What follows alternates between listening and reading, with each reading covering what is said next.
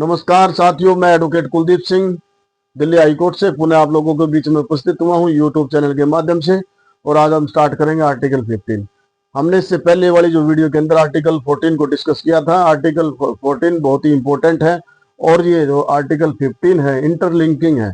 Article 14 का interlinking है और एक दूसरे के पूरक है, क्योंकि आर्टिकल 14 कहता है इक्वलिटी बिफोर लॉ और equal protection to any person. मतलब हर वो जो आर्टिकल 14 है उसमें और इसमें इसमें ये सिटीजन के लिए ये फंड, इसके जो राइट्स हैं वो फॉर सिटीजन।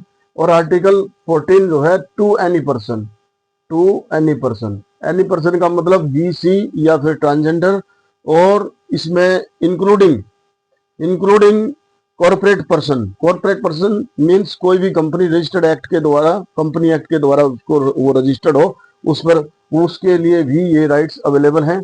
और इसके अलावा सिटीजन और नॉन सिटीजन उन दोनों के लिए भी आर्टिकल 14 जो है अप्लीकेबल है और वो भी अवेल कर सकते हैं।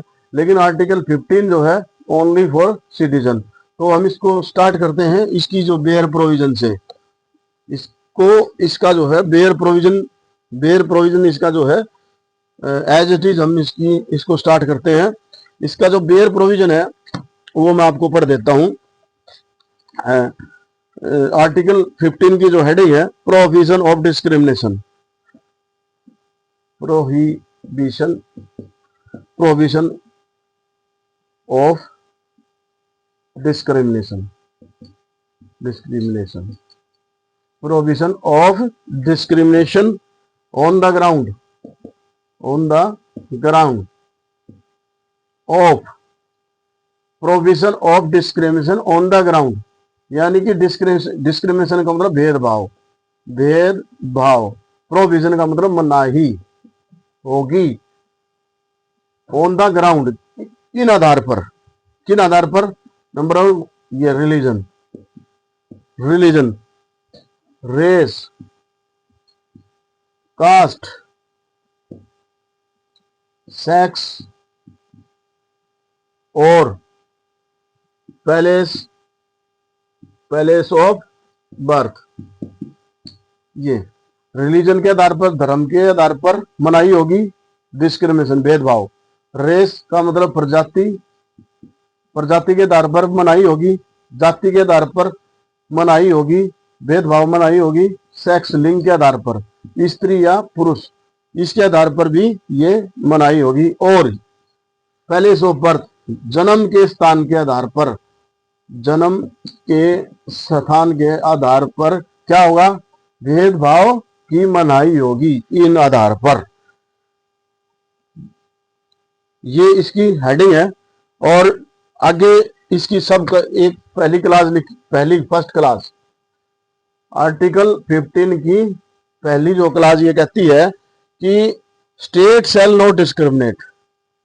स्टेट, जो कि हमने पहले स्टेट को पढ़ा था, आर्टिकल 12 के अंदर इसको डिफाइन किया, शैल नॉट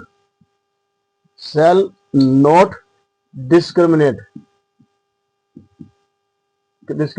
राज्य शैल का मतलब कंपल्सरी, डिस्क्रिमिनेट नहीं करेगा, यानी कि भेदभाव नहीं करेगा अगेंस्ट द सिटीजन, यानी कि सिटीजन नागरिक के साथ ऑन द ग्राउंड इन आधार पर, किन आधार पर, on the ground of religion, race, caste, sex और प्लेस ऑफ बर्थ। इनके आधार पर स्टेट किसी भी नागरिक के साथ भेदभाव नहीं करेगा एनी ऑफ देम। इसमें आगे लिखा है एनी ऑफ देम, और भी इनके साथ भेदभाव नहीं करेगा। तो ये फर्स्ट क्लास हमने बिल्कुल अच्छे से समझी है। वे आर्टिकल 15 की हेडिंग है prohibition of discrimination on the ground of religion, race, caste, sex और प्लेस ऑफ बर्थ, कि इनके आधार पर भेदभाव की मनाही होगी। First clause state shall not discriminate, राज्य कोई भी भेदभाव नहीं करेगा। किसके आधार पर? रिलीजन के आधार पर, रेस के आधार पर, कास्ट के आधार पर, सेक्स के आधार पर और प्लेस ऑफ बर्थ के आधार पर। ये हमने फर्स्ट जो इसकी जो क्लास है आर्टिकल 15 की, ये हमने समझी है। अब हम इसकी सेकंड क्लास पढ़ लेते हैं। सेकंड क्लास पढ़ते हैं इसकी। जो सेकंड क्लास 15 आर्टिकल की, 15 आर्टिकल की, अनुच्छेद 15 की जो है दूसरी क्लास क्या कहती है, वो हम इसमें पढ़ लेते हैं। वो कहती है नो सिटीजन। दूसरी जो क्लास है इसकी दूसरी जो क्लास कहती है no citizen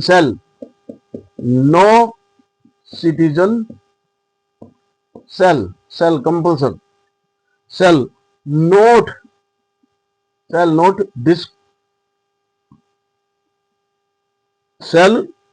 no citizen shall on the ground only religion, वही same religion, race, sex, caste और place of birth। जो पहली क्लास में है जितने भी ग्राउंड, रिलीजन, धर्म, रेस, प्रजाति, लिंग और कास्ट जाति या प्लेस ऑफ बर्थ, इनके आधार पर उनको डिसेबल नहीं माना जाएगा। डिसेबल यानी कि डिसेबिलिटी और लाइबिलिटीज। लाइबिलिटी का मतलब उत्तरदायित्व, लाइबिलिटी और रेस्ट्रिक्शन और कंडीशन, ये 4 चीज हैं। डिसेबिलिटी का मतलब अयोग्य नहीं समझा जाएगा, अयोग्य नहीं समझा जाएगा। लाइबिलिटी का मतलब जिम्मेवारी या जिम्मेवारी। रेस्ट्रिक्शन का मतलब बाधा। कंडीशन का मतलब कोई भी कंडीशन लगा देते हैं किसी भी व्यक्ति के ऊपर। कौन सा व्यक्ति? भारत का नागरिक हो। किसके आधार पर? धर्म के आधार पर उसको अयोग्य नहीं समझा जाएगा। भाई ये मुस्लिम है तो ये अयोग्य है, हिंदू है तो ये अयोग्य है, क्रिश्चियन है तो ये अयोग्य है या डिसेबल है। रेस, प्रजाति, ये उस प्रजाति का आदमी है इसलिए इसको अयोग्य समझा जाए। ये महिला है इसलिए ये अयोग्य है, ये इस काम को नहीं कर सकती। या फिर ये इस जाति का है इसलिए इसको अयोग्य समझा जाए। या फिर इसका जन्म, बर्थ पहले जहां उसका जन्म हुआ है तो इसको अयोग्य नहीं समझा जाएगा। जैसे मान लो हरियाणा में जन्म के आधार पर, या फिर पंजाब में, पंजाबी है ये दो, पंजाब का रहने वाला है, या फिर उत्तर प्रदेश का रहने वाला है, तो इस आधार पर उनको अयोग्य नहीं समझा जाएगा। स्टेट शैल नॉट डिस्क्रिमिनेट, राज्य भेदभाव नहीं करेगा इन आधार पे। या फिर लाइबिलिटी फिक्स नहीं करी जाएगी धर्म के आधार पर, रेस के आधार पर, जाति के आधार पर, लिंग के आधार पर, स्त्री या पुरुष के आधार पर उसकी लाइबिलिटी फिक्स नहीं करी जाएगी। मान लो महिला है तो महिला की इस आधार पर लाइबिलिटी फिक्स नहीं करी जाएगी कि ये महिला है, इसको रोटी ही बनाना है, इसको कपड़े ही धोना है, या फिर इसको घर का ही काम करना है। ये एक एग्जांपल के तौर पे मैं आपको बता रहा हूं। या फिर रेस्ट्रिक्शन, कहीं पर भी धर्म के नाम पर उस पर रेस्ट्रिक्शन लगा दी जाए आने जाने की, या फिर किसी काम में रेस्ट्रिक्शन लगा दी जाए, बाधा लगा दी जाए, या फिर सेक्स के आधार पर, या फिर जाति के आधार पर, या फिर प्लेस ऑफ बर्थ के आधार पर उस पर रेस्ट्रिक्शन लगा दी जाए तो state shall not discriminate, state उसको भेदभाव नहीं करेगा। या फिर कोई कंडीशन इंपोज कर दी जाए, धर्म के आधार पर, सेक्स के आधार पर, जाति के आधार पर, प्लेस ऑफ बर्थ के आधार पर या रिलीजन के आधार पर। ये 4-5 चीजें आपको दिमाग में बैठानी होगी कि भाई रिलीजन के आधार पर, धर्म के आधार पर, जाति के आधार पर, प्रजाति के आधार पर। और जाति और प्रजाति में फर्क होता है, वो आप देख सकते हो। प्रजाति किसको कहते हैं और जाति किसको कहते हैं। तो इन आधार पर किसी भी भारत के नागरिक के साथ कोई भी भेदभाव नहीं किया जाएगा, स्टेट शैल नोट, स्टेट नहीं करेगी, ऐसा सेकंड क्लास हमें बताती है। ये सेकंड क्लास, फर्स्ट क्लास हमने पढ़ लिया, अब ये सेकंड क्लास में ये दिया हुआ है। अब सेकंड क्लास में ही आगे क्या दिया गया है कि ये 3-4 चीजें हैं, अयोग्य नहीं समझा जाएगा उसको, धर्म के आधार पर अयोग्य नहीं समझा जाएगा, या फिर जाति के आधार पर उसको अयोग्य नहीं माना जाएगा, और ना ही उसको प्रजाति के आधार पर, ना ही उसको जो है लिंग के आधार पर उसको अयोग्य नहीं समझा जाएगा, या फिर उसको लाइबिलिटी इंपोज की जाएगी। इसी में कहा, इसी में अयोग्य नहीं समझाएगा। और इसका ए क्या कहता है कि भी रिलीजन, सेक्स और रेस, रिलीजन, सेक्स, रेस और बर्थ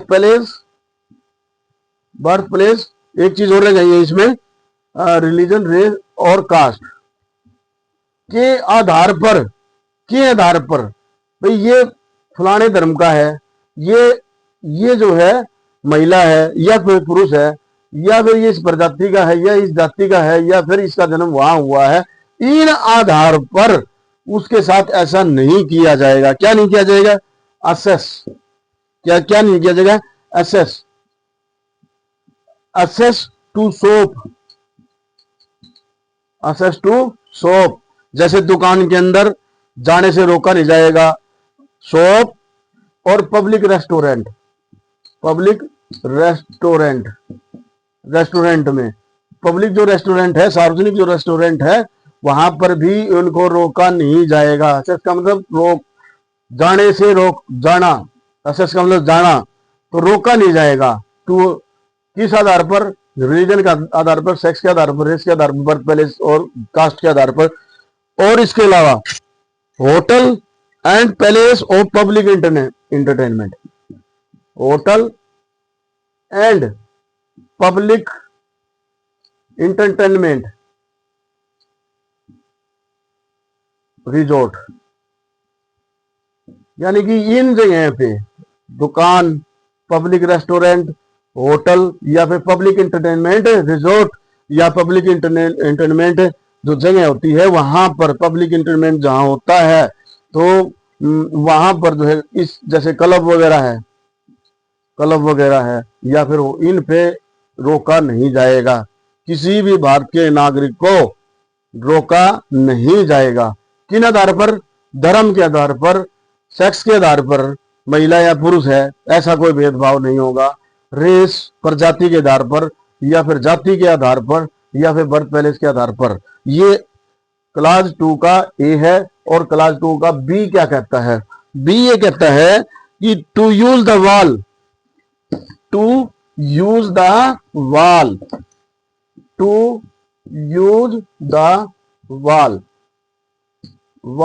यानी कि कुआं।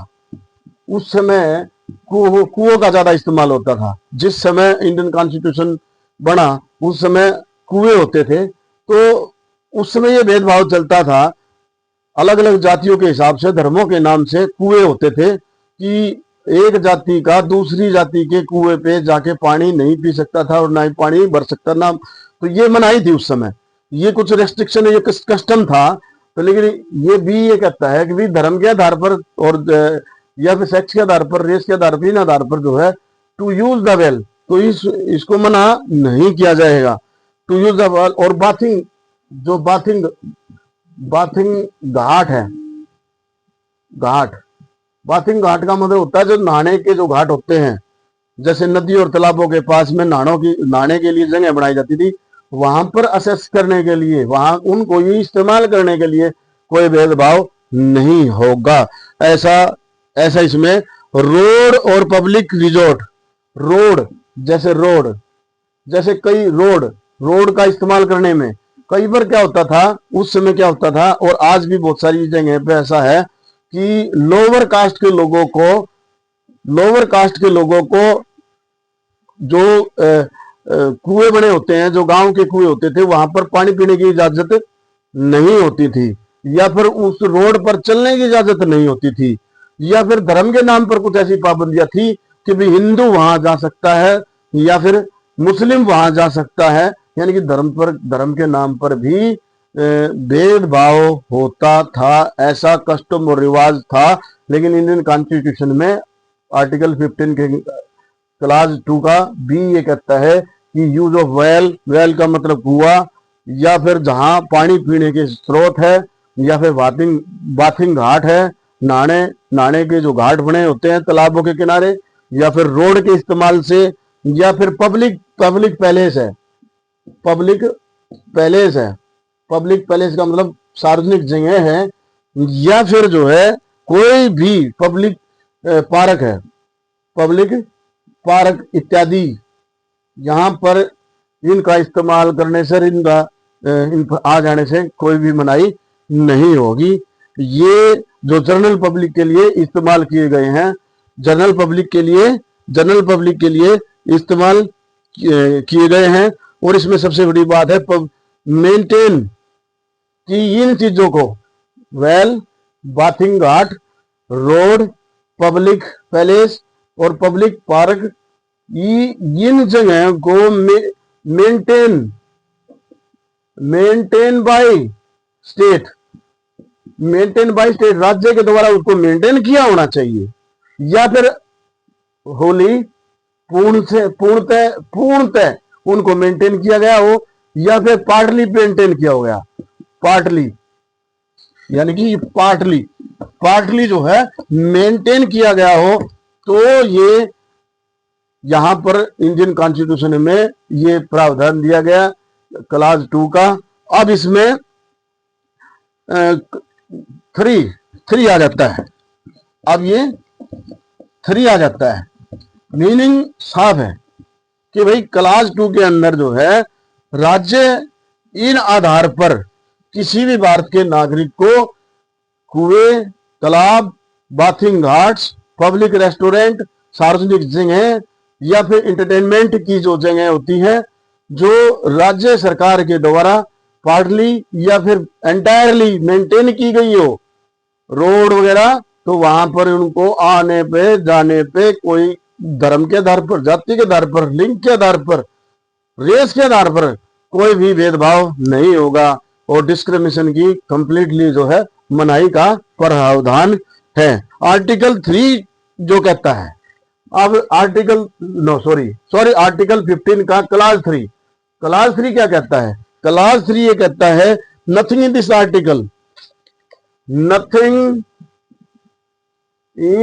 आर्टिकल, ये अनुच्छेद रोकता नहीं है। क्या नहीं रोकता? shall not prevent रोकता नहीं है। क्या? मेकिंग एनी स्पेशल प्रोविजन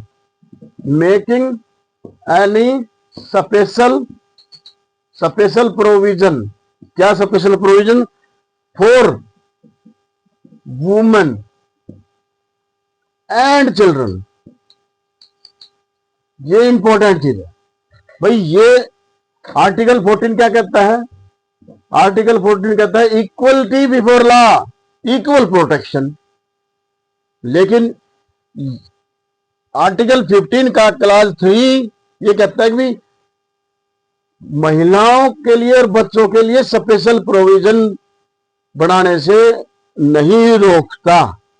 ये आर्टिकल 14 इक्वलिटी कहता है भाई महिला और पुरुष सब बराबर है।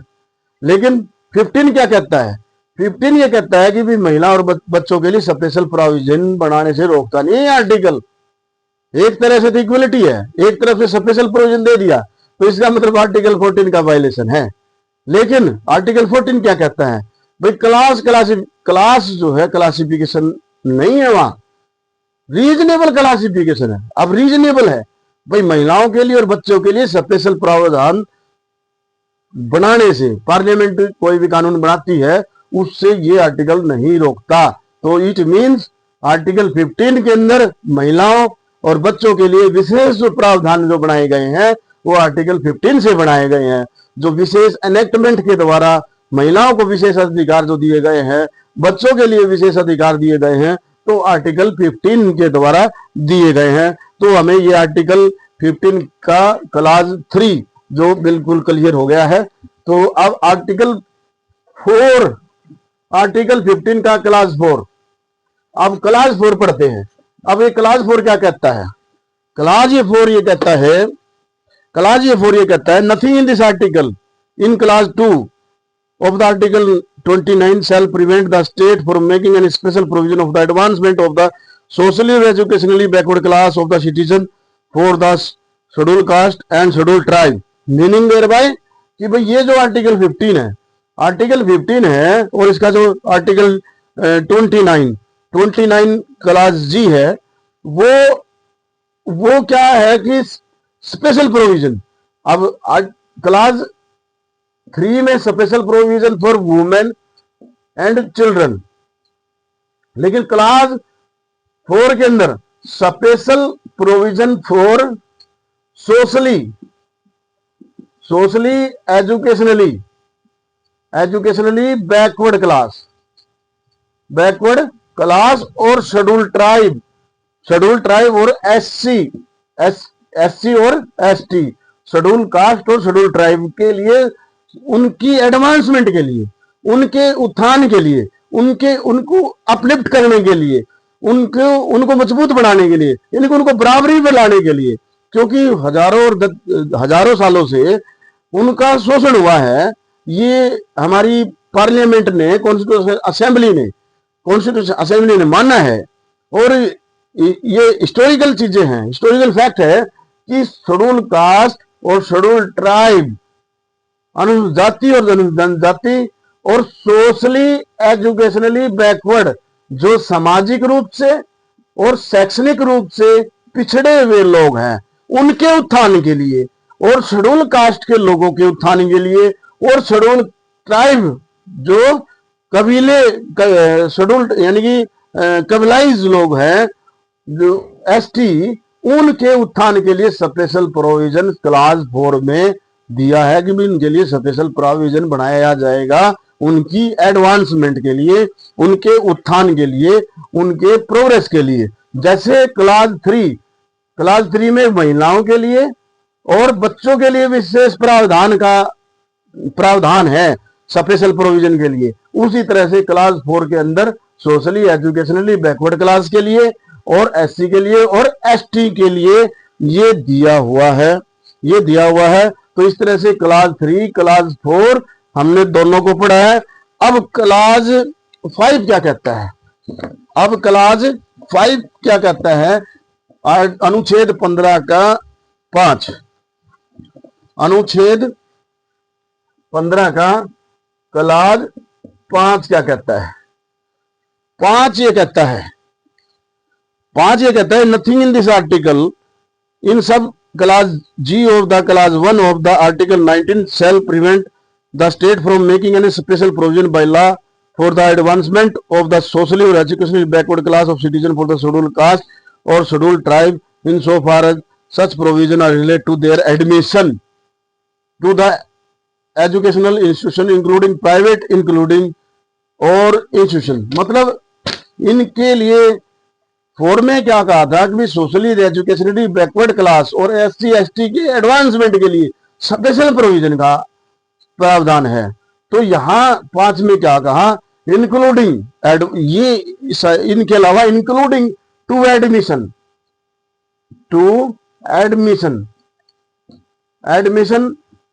का मतलब दाखिला जो इंस्टीट्यूशन के अंदर, एजुकेशनल इंस्टीट्यूशन के लिए, इंस्टीट्यूशन में किसी भी संस्था, शैक्षणिक संस्था के अंदर दाखिले के अंदर भी स्पेशल प्रावधान इसमें मेंशन किया गया हुआ है। किनके लिए? Socially educationally backward class, SC ST के एडवांसमेंट के लिए, उनको बेहतरी पे लाने के लिए, उनको प्रोग्रेस करने के लिए विशेष प्रावधान आर्टिकल 15 का क्लास 4 और 5 में कहा इंक्लूडिंग एडमिशन, किसमें? शैक्षणिक संस्थान के अंदर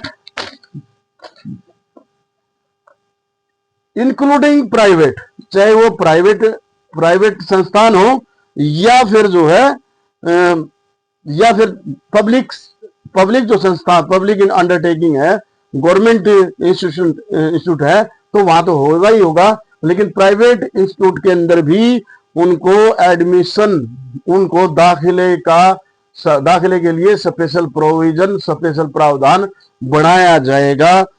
चाहे वो एडेड हो, प्राइवेट जो इंस्टीट्यूट है वो चाहे एडेड हो, एडेड का मतलब उनको फाइनेंस मदद मिलती हो, किससे? स्टेट गवर्नमेंट से, सरकार से, या फिर अनएडेड हो, या फिर पार्टली एडेड हो, मतलब या कंप्लीटली जो है उसको सहायता मिलती हो राज्य सरकार से, किसको? प्राइवेट इंस्टीट्यूट को, या फिर नहीं मिलती हो या फिर पार्टली मिलती हो, तो ये जो है including private institute whether aided और अनएडेड बाय द स्टेट और अदर देन द माइनॉरिटी, इसमें लिखा है other than minority education institute referred in clause 1 of the article 13। लेकिन अदर देन उसमें अल्पसंख्यकों के जो संस्था है, अल्पसंख्यकों की जो संस्था है, चाहे वो मुस्लिम के हैं, जो हिंदू के हैं, या फिर जो है क्रिश्चियनों के हैं, वो उसको छोड़ के हैं। आर्टिकल 13 के अंदर जो हम पढ़ते हैं 29 से 30 में शैक्षणिक विशेष जो शैक्षणिक स्वतंत्रता का जो अधिकार है, तो उस अधिकार के तहत जो 30 के अंदर जो विशेष जो अधिकार दिए गए हैं, वो अपने इंस्टीट्यूट बना सकते हैं, अपने संस्था बना सकते हैं। कौन? अल्पसंख्यक। तो वहां पर ये लागू नहीं है। अदर देन उसमें लिखा है, वह है क्लास 5 में अदर देन माइनॉरिटी इंस्टीट्यूट, ठीक है, ये इसमें संस्था लिखी हुई है। तो इस तरह से जो है क्लास 5 और अभी जो है क्लास 6 भी अभी रिसेंटली जोड़ी है, जो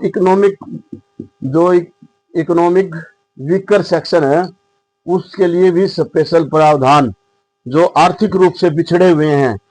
लेकिन ध्यान रहे कि 4 क्लास और 4 और 5 में आर्थिक पिछड़ा हुआ नहीं है, वह सोशली और एजुकेशनली पिछड़े हुए हैं। शेड्यूल, चाहे वो शेड्यूल कास्ट है, चाहे वो शेड्यूल ट्राइब है, तो वहां सोशली और एजुकेशनली पिछड़े हुए लोग, भारत के नागरिक। लेकिन क्लास 6 है, जिसको बाद में अभी रिसेंटली जोड़ा है, economic weaker section, EWS, economic weaker section, यानी कि आर्थिक तौर पर पिछड़े हुए को भी विशेष प्रावधान का इसमें दिया हुआ है। ये आर्टिकल 15 हमने पढ़ा और आई थिंक आर्टिकल 15 क्लियर हो गया होगा कि आर्टिकल 15 सीधा है कि किसी भी भारत के नागरिक के साथ रिलीजन के आधार पर, धर्म के आधार पर, जाति के आधार पर, लिंग के आधार पर, बर्थ और पैलेस के आधार पर कोई भेदभाव नहीं होगा। उनको सार्वजनिक जगह पर, कुएं, तालाब या फिर पब्लिक इंटरटेनमेंट की जो जगह है, बाथिंग घाट्स वगैरह है, टैंक्स वगैरह है, रिवर्स वगैरह है, वहां पर उनको आने या जाने पर कोई पाबंदी नहीं होगी। स्टेट गवर्नमेंट कोई भी पाबंदी नहीं लेके आएगी। 3 के अंदर स्पेशल प्रावधान दिया गया है महिला और बच्चों के लिए, और क्लास 4 के अंदर स्पेशल एडवांसमेंट के लिए, जो सोशली एजुकेशनली बैकवर्ड जो क्लास है, उनके एडवांसमेंट के लिए, उनके उत्थान के लिए स्पेशल प्रावधान ये आर्टिकल 15 प्रिवेंट नहीं करता। और इसी तरह से क्लास 4 एडमिशन के अंदर भी प्रिवेंट नहीं करता। और 6 के अंदर भी जो ईडब्ल्यूएस के जो लोग हैं, जो भारत के नागरिक हैं, उनके लिए भी स्पेशल जो प्रावधान बनाने से आर्टिकल 15 रोकता नहीं है। तो आर्टिकल 15 हमने ये कंप्लीट किया। और जब हम नेक्स्ट अब इससे नेक्स्ट करेंगे, आर्टिकल 16 को पढ़ेंगे, that is a part of the fundamental rights. अभी हम 15 क्लियर कर लिया हमने, 16, फिर उसके बाद 17, फिर इसी तरह से हम लगातार इसको कंटिन्यू करेंगे। फंडामेंटल राइट्स कंप्लीट करने के बाद फंडामेंटल ड्यूटीज भी हम पढ़ेंगे। थैंक यू, धन्यवाद।